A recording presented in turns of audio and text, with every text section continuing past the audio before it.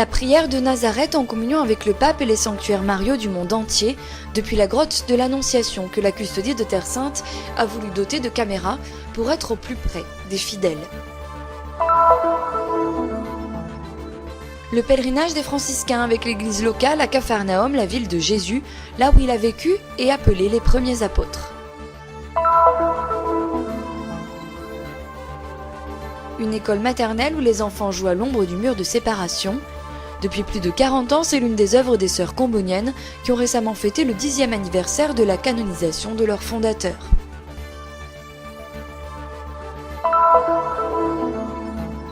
À Yad Vashem, la cérémonie en l'honneur du cycliste Gino Bartali, reconnu juste parmi les nations pour avoir sauvé quelques 800 juifs des camps de concentration, avec l'émouvant récit de son fils, Andrea.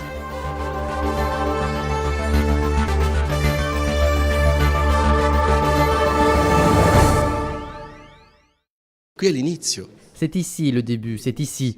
Le Verbe de Dieu s'est fait chair. Saint Bernard qu'il s'agissait du baiser de Dieu à l'humanité et tout commence ici.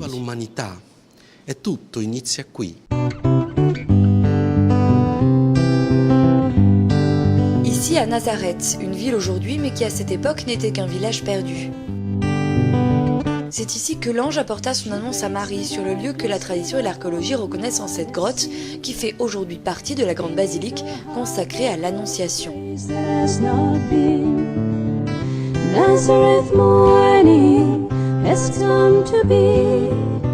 À la veille de la journée mariale du 13 octobre, alors qu'à Rome, le sanctuaire du Divino Amore accueillait la statue de la Vierge de Fatima, dans les basiliques mariales du monde entier, les fidèles se sont réunis en prière et en communion avec le pape, en récitant le chapelet.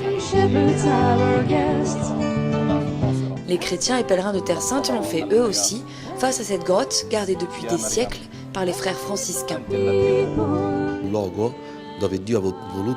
Lieu où Dieu a voulu visiter son peuple par le biais du oui de Marie. Et la Vierge Marie est la mère de l'Église. Et l'Église a ses fondements en Terre Sainte. C'est pour cela que nous nous sentons honorés d'être les gardiens et les responsables de ce lieu saint et de pouvoir ensuite être en communion avec l'Église, comme Saint François nous le rappelle en permanence. En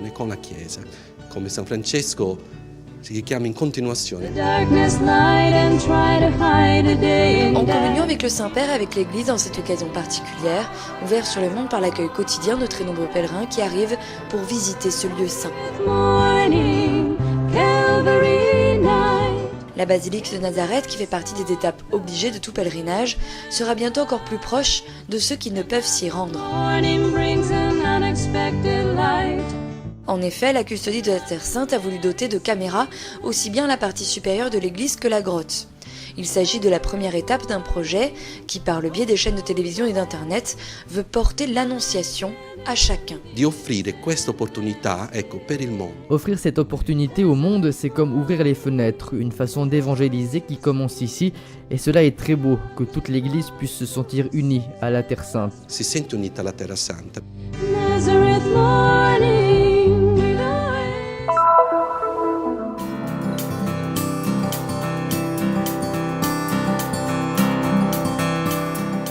C'est la ville de Jésus, ainsi qu'on l'appelle dans l'évangile selon saint Matthieu. Et c'est précisément ici que furent appelés Matthieu, Pierre, André, Jacques et Jean. Il vint habiter à Capharnaüm, tout près de la mer de Galilée. Et les ruines de la petite ville, la maison de Pierre, fruit des fouilles archéologiques des franciscains Corbeau et Lofreda, peuvent aujourd'hui encore être visitées à proximité du lac où les premiers apôtres allaient pêcher.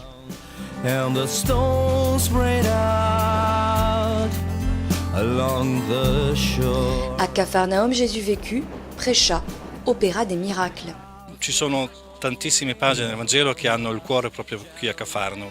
Il y a de très nombreuses pages de l'Évangile dont le cœur se trouve à Capharnaüm et se retrouver ici en tant qu'Église de Jérusalem, Église de Terre Sainte, au moins une fois par an ici à Capharnaüm, nous rappelle, surtout à nous qui vivons ici, que nous sommes appelés au témoignage de la vie avec Jésus, à être ses témoins ici, en Terre Sainte.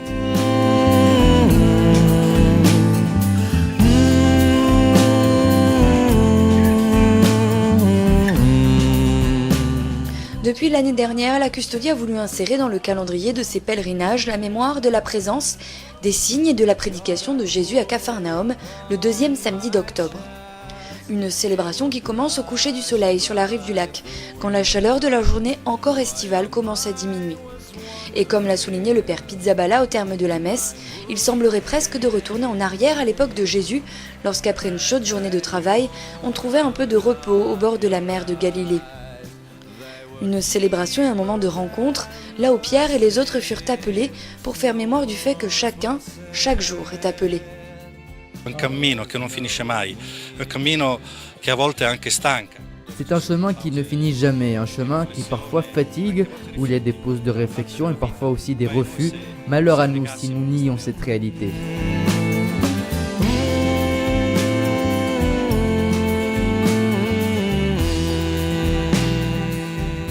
Qui a Cafarno Gesù ci ricorda la necessità della fedeltà e anche del... Ici à Capernaum, Jésus nous rappelle la nécessité de la fidélité et de la confiance. Nous ne pouvons pas tout comprendre, seul le Seigneur sait tout, mais nous pouvons lui faire confiance. Lorsqu'on aime quelqu'un, on s'en remet à cette personne et on abandonne tout le reste. Cela vaut aussi pour la vocation. Et après des années après avoir dit oui, cet abandon devient encore plus concret. Au début, il y a un élan idéal beau et nécessaire qui, avec le temps, devient plus concret. Et renouveler ce oui devient toujours plus difficile, mais aussi plus vrai et plus sincère et par conséquent plus reconnaissant à Dieu.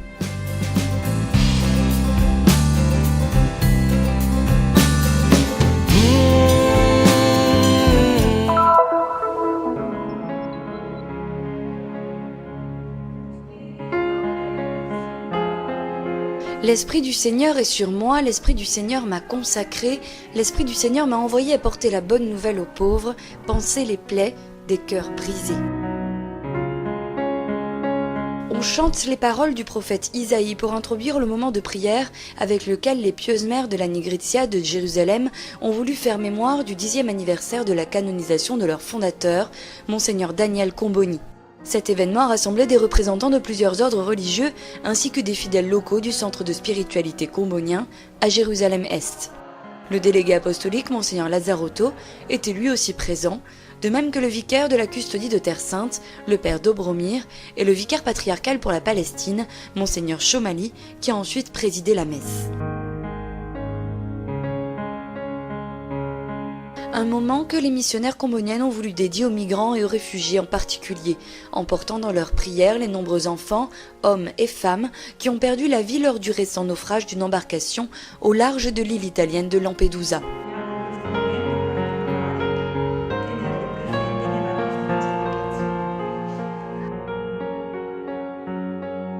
La vie de Daniel Comboni, l'un des grands missionnaires de l'histoire de l'Église et premier évêque de l'Afrique centrale, a été véritablement marquée par l'amour pour ce continent. Le riche et le pauvre, le saint et le malade, le jeune et le vieux, le maître et le serviteur auront toujours le même accès à mon cœur, disait-il dans une de ses homélies à Khartoum. Je fais cause commune pour chacun d'entre vous, et le jour le plus heureux sera pour moi celui où je donnerai ma vie pour vous. Son témoignage de foi et son œuvre missionnaire ont donné des fruits en Afrique et dans le monde entier.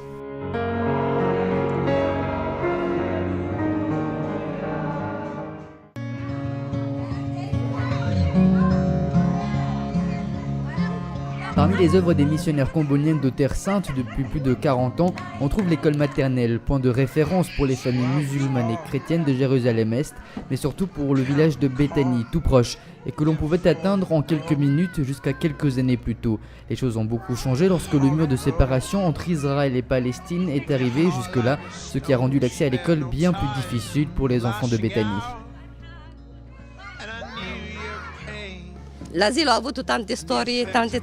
L'école a eu beaucoup d'histoires, de nombreuses transformations.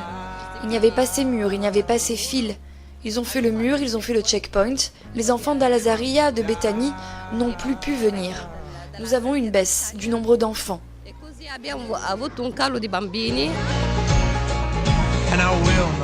Pendant une certaine période, pour permettre l'entrée des enfants qui arrivaient de l'autre côté du mur, l'ouverture d'une petite porte fut autorisée. Mais peu après, ce passage aussi fut interdit, rendant beaucoup plus difficile l'accès à cette zone. De quelques minutes à pied à plusieurs kilomètres en voiture ou en bus, avec des coûts pas accessibles pour toutes les familles. Mais même dans les difficultés, l'œuvre des sœurs s'est poursuivie et l'école, désormais fréquentée par très peu d'enfants de Béthanie, continue d'accueillir ceux de Jérusalem-Est. Cette année, ils sont une cinquantaine. J'ai commencé à dessiner sur le mur ces petits dessins qui expriment un peu la vie des enfants, avec des animaux en particulier qui mangent, qui boivent, qui jouent.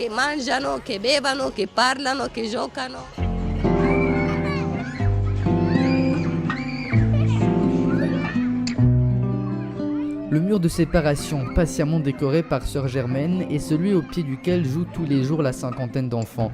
Seuls 4 d'entre eux sont chrétiens, mais l'œuvre des sœurs camboniennes est pour tous.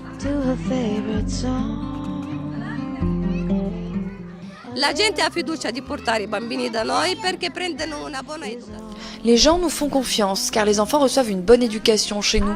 L'ambiance est saine, ordonnée. Les gens apprécient cela. Je suis en contact avec les parents, je dialogue avec eux, car avec les enfants, les parents aussi arrivent chez nous. Peu à peu, nous créons des relations, de l'enfant à l'adulte, et nous poursuivons dans la voie de ce témoignage serein. Je me dis que c'est une goutte dans l'océan, mais c'est déjà quelque chose.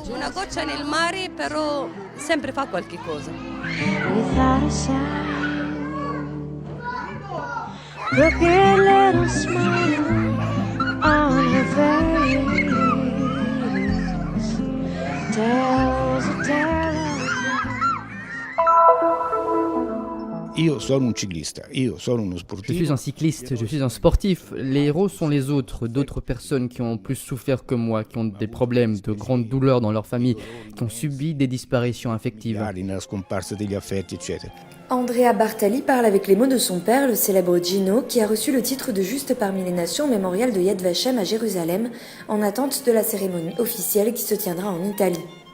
Après la visite guidée au musée de l'Holocauste, le directeur général de Yad Vashem, Dorit Novak, a mené la famille de Gino Bartali dans le jardin des Justes.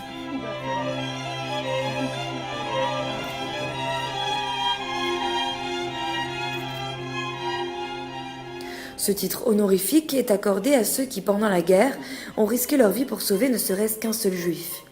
Et c'est à cause du soin apporté aux recherches menées sur son cas que l'histoire de Bartali n'est célébrée qu'aussi tard. Le plus émouvant est d'observer comment son fils l'évoque en utilisant les mots mêmes de son père.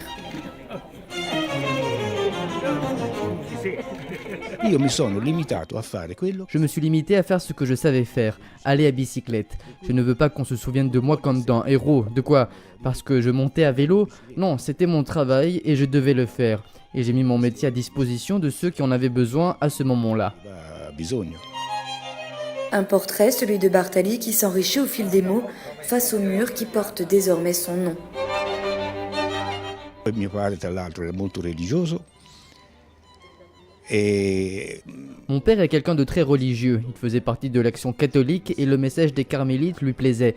Il était très dévot de Sainte Thérèse de l'Enfant Jésus, une carmélite, et il faisait partie du tiers-ordre. Les tertiaires carmélitains doivent certes faire des prières, mais surtout accomplir des œuvres de bien. Ordine siano, devono sì dire delle preghiere, ma soprattutto fare opere di bene. Et il est clair que Gino Bartali ne s'est pas abstenu d'accomplir ses œuvres de bien. Il n'y a pas réfléchi à 2 fois lorsqu'il accepta la proposition du cardinal Eliade Acosta, déjà juste parmi les nations, de participer au réseau secret d'Elasem.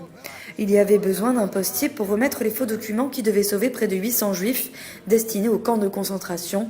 Et Bartali accepta de prendre ce risque, en portant tout cela dans la besace de son vélo de course.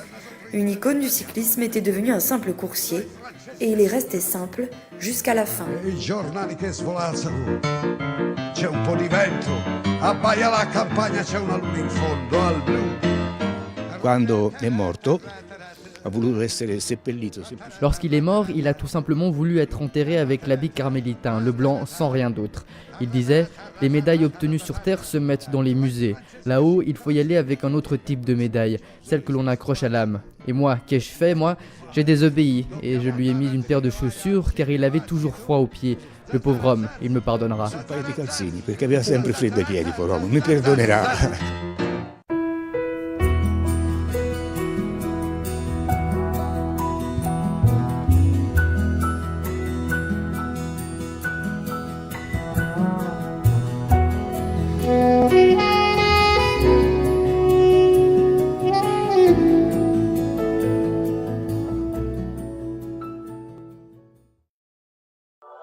Nous sommes ici pour faire connaître la Terre Sainte, pour donner une voix et une visibilité à l'Église mère de Jérusalem, aux chrétiens locaux et aux lieux saints. Nous sommes ici pour raconter les histoires nombreuses et souvent oubliées de ceux qui vivent au cœur des difficultés avec foi et courage. Nous sommes ici pour porter au monde entier l'espérance de la terre de Dieu. Soutiens ceux qui œuvrent au nom de la custodie de Terre Sainte